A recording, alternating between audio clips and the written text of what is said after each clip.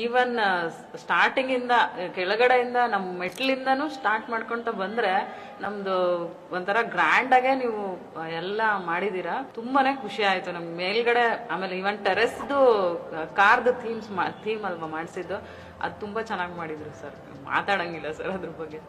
ಖುಷಿ ಆಯ್ತು ಎಲ್ಲರಿಗೂ, ನಮ್ಮ ಮಕ್ಳು ಸಹಿತ ಎಲ್ಲರೂ ಖುಷಿ ಪಟ್ಟಿದ್ದಾರೆ ಸರ್. ಗೆಸ್ಟ್ ಗಳೆಲ್ಲ ಹ್ಯಾಪಿ ಆದ್ರ?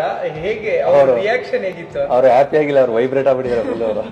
ಅವ್ರು ಈ ತರವಾಗಿ ಈ ಕಂಟೆಂಟ್ಸ್, ಆ ತರ ಸಿಚುವೇಶನ್, ಆ ತರ ಅಟ್ಮಾಸ್ಫಿಯರ್, ಆ ವೈಬ್ಸ್ ಇದೆಯಲ್ಲ, ಅದನ್ನ ಅವರೆಲ್ಲ ಅವ್ರು ಇಮೇಜ್ ಮಾಡ್ಕೊಳಕ್ ಆಗ್ತಾ ಇಲ್ಲ. ಆ ತರ ಇದೆ. ಅವ್ರವ್ರೇ ಫೋಟೋ ತಗೊಂಡು ಅವ್ರವ್ರೇ ಇನ್ಸ್ಟಾಗ್ರಾಮ್ ಪೇಜಸ್ ಎಲ್ಲ ಹಾಕೊಂಡು, ಸೊ ಆ ತರ ಅವರೇ ಓನ್ ಆಗಿ they started their own contents ಆ ತರ ಮಾಡೋಕೆ ಸ್ಟಾರ್ಟ್ ಮಾಡಿದ್ರು. ಬಟ್ ಒಂಥರ ನಮ್ಗೊಂಥರ ನೇಮ್ ಬಿಲ್ದಂಗ್ ಆಯ್ತು. ನಮ್ಮ ಬಿಲ್ಡಿಂಗ್ ಒಳ್ಳೆ ಹೆಸರು ನಂಗೆ ಆಯ್ತು ಇದು ಮಾಡಿ. ಅದಕ್ಕೋಸ್ಕರ really thank you for your support. ಅಂದ್ರೆ ನಿಮ್ಮನೆ ಫಂಕ್ಷನ್ ಅಂತ ಮಾಡಲಿಲ್ಲ, ನಮ್ಮನೆ ಫಂಕ್ಷನ್ ಅಂತ ನೀವು ನಿಮ್ಮನೆ ಫಂಕ್ಷನ್ ಮಾಡ್ದಂಗೆ ಮಾಡಿದ್ರಿ. ಅದಕ್ಕೆ ಬಹಳ ಖುಷಿ ಆಯ್ತು. Thank you sir, thank you very much.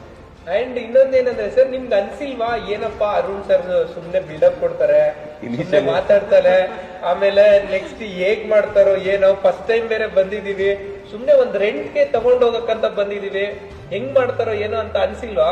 First ನಂಗೆ ಭಯನೇ ಆಯ್ತು ಸ್ವಲ್ಪ. ಹೌದು ಅನ್ಸ್ತು ನಂಗೆ, ಇವ್ರೆಲ್ಲಾ ಹೇಳ್ತಾರಲ್ಲ ನಿಜವಾಗ್ಲೂ ಇದನ್ನೆಲ್ಲ ಮಾಡ್ತಾರ ಇವ್ರು ಅಂತ ನಂಗೆ ಅನ್ಸ್ತು.